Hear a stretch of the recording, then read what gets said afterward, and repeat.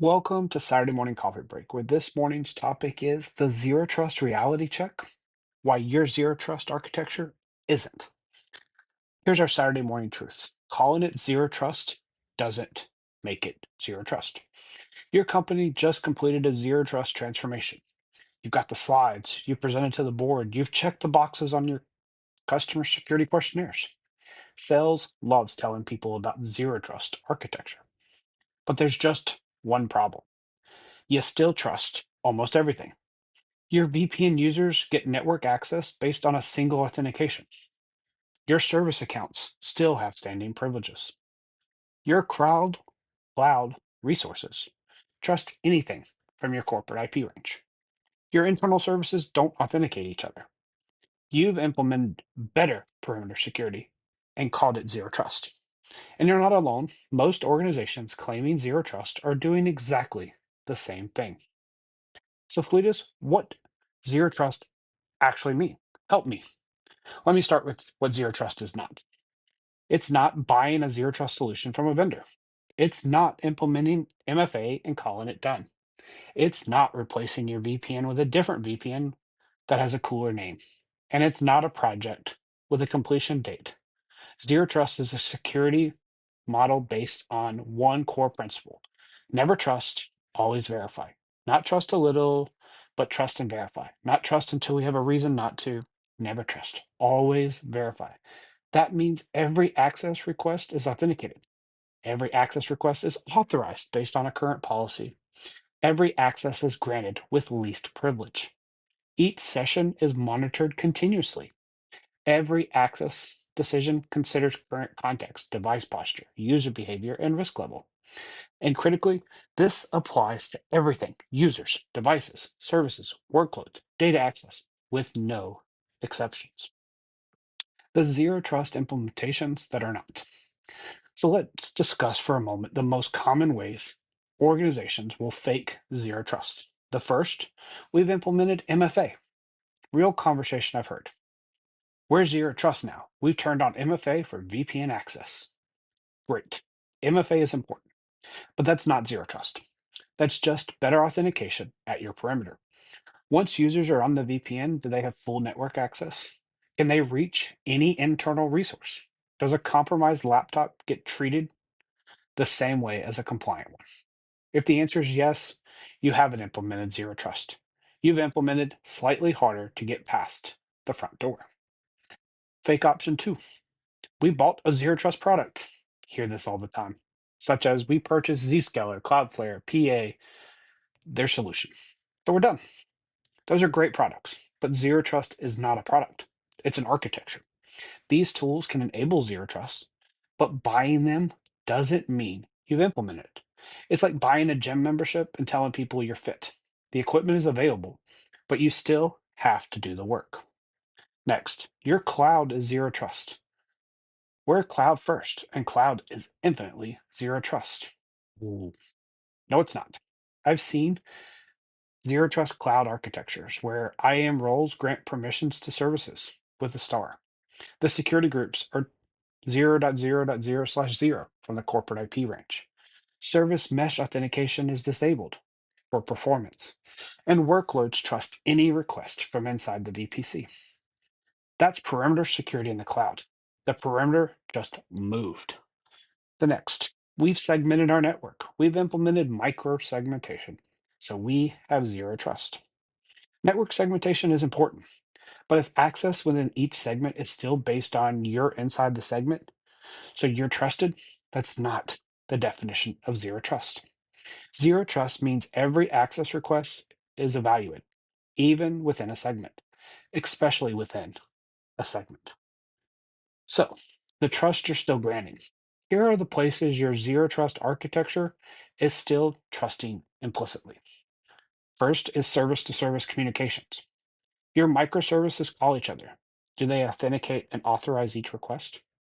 Or do they just trust any request from inside the cluster?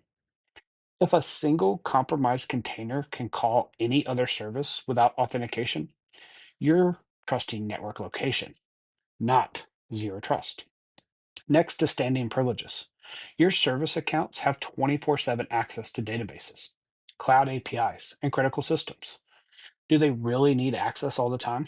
Zero trust means just in time access. Say that again. Zero trust means just in time access. Privileges granted only when needed, for as long as they're needed, with continuous validation. Next is device trust. Once a device is authenticates, does it maintain access until the session ends? Or are you continuously evaluating device posture? If a compliant device gets malware mid-session, does your zero trust architecture detect and respond? Or does it keep trusting the device because it authenticated properly? Next is our internal traffic. Are you inspecting and authenticating internal traffic the same way you inspect traffic across your perimeter? If your security stack treats internal as inherently trustworthy, you're not zero trust. You're perimeter security with a smaller perimeter only. Next is our data access. When users access sensitive data, are you verifying they have a legitimate need for that specific data at that specific time? Or does access to the database mean access to all data in the database? Ponder that for a moment with me. Next are the hard parts nobody talks about. Implementing real zero trust is hard. Vendors sell zero trust solutions. They won't emphasize this, but here's the reality. It requires breaking everything first. Yes, you heard that rightfully from me. Lita says break everything first. The real zero trust means assuming every connection is untrusted by default. That means if you flip the switch too fast, nothing works. You will need to inventory every service, every communication path, and every data flow. You'll need to implement authentication for services that's never needed it. You must build authorization policies for every access pattern and then test extensively before enforcement. This isn't a deploy and done project. It's a multi-year architectural transformation. It's got operational complexity. Every access request being authenticated and authorized means massive increase in authentication traffic. Complex policy management. Who can access what, when, and under what conditions? It requires continuous monitoring and analysis with constant policy tuning to balance security and usability.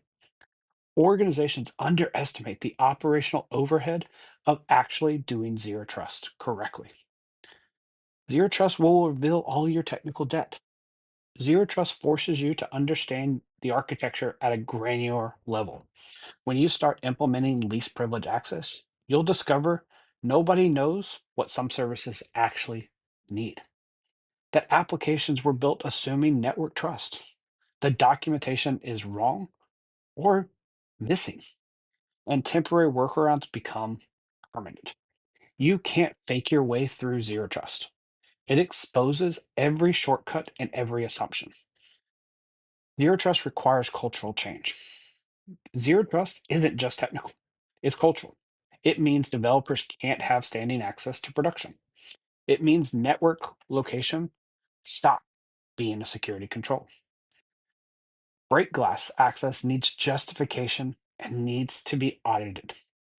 Convenience has to take a backseat to security. If your organization isn't ready for a cultural shift, your zero trust implementation will be constantly undermined by exceptions and workarounds. So, what real zero trust actually looks like? Let me give you a few specific examples. In the first scenario, a developer needs access to a production database to investigate a customer issue. In traditional model, the developer has VPN access. The VPN provides the developer with network access to production. The developer will have database credentials, probably stored in a wiki or sadly a spreadsheet somewhere. The developer will connect and have access until they disconnect. That's the fake zero trust, perimeter plus MFA. A developer authenticates to a VPN with MFA. Everything else is the same. That's not zero trust. So here's what real zero trust looks like in this scenario. The developer will request production database access through PAM. The request is evaluated against policy. Does this developer need production access. The request requires manager approval for production access. The access is granted with just in time for 1 hour with minimal necessary privileges. Next, the database authenticates the sessions continuously. All queries are logged with business justification. Unusual query patterns will trigger alerts, and access automatically expires at that 60-minute mark. Your session is analyzed for anomalies. See the difference?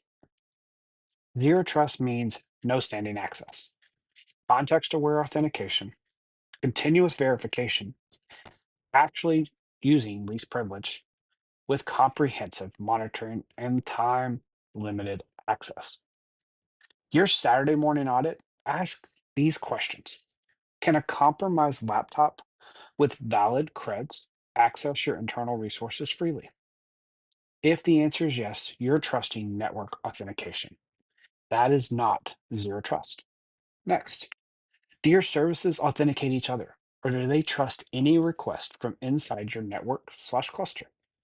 If they trust based on network location, that's also not zero trust. Third, can users access resources they authenticated to hours ago without re-authentication? If yes, you heard me. You're trusting the session's persistence, and that's not zero trust. Do you grant access based on what people might need or what they actually need right now? If it's might need, that's not least privilege, and least privilege is fundamental in a zero trust architecture. If you turn off your perimeter firewall tomorrow, would your security model still work? If the answer is absolutely not, your security model is perimeter based, not zero trust, regardless of what you call it. So here's the path to actual security trust. If you're realizing your zero trust implementation isn't, here's how to actually get there. In phase one, identify and access. It's a 6 to 12 month engagement. Implement strong authentication everywhere, not just VPN. Deploy identity aware proxies for our application access. Implement PAM for privilege access. Start collecting identity and access log. And the next phase is your device trust. It's another 6 to 12 months. Implement device posture checking. Deploy EDR or XDR across all endpoints. Integrate device health into access decisions. And start denying access to non compliant devices. Your third is your service mesh. Implement mutual TLS between services. Deploy service mesh with authentication.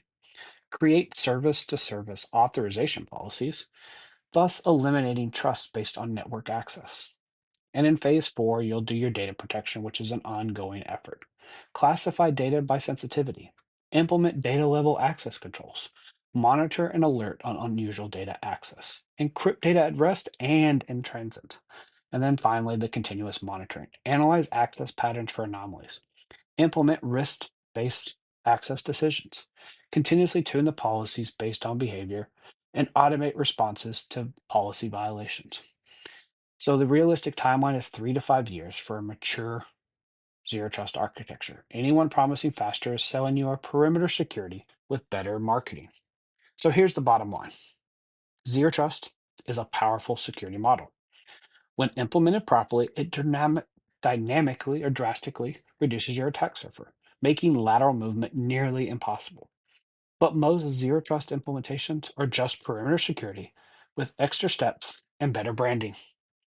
Real zero trust means no implicit trust is on your network based on its location.